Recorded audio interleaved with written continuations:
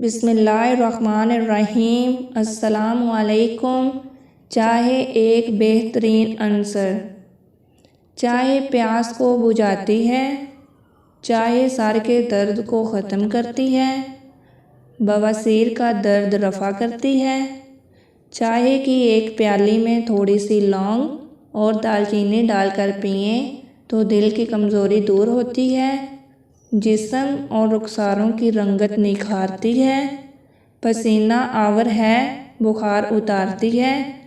आँखें दुखती हों तो चाय की पत्ती की पोटली बनाकर यानी टी पैक आँखों पर रखने से दर्द दूर होता है। आँखों के गिर्द हल्के हों तो टी बैग्स को हलकों पर रखने से हल्के दूर हो जाते हैं।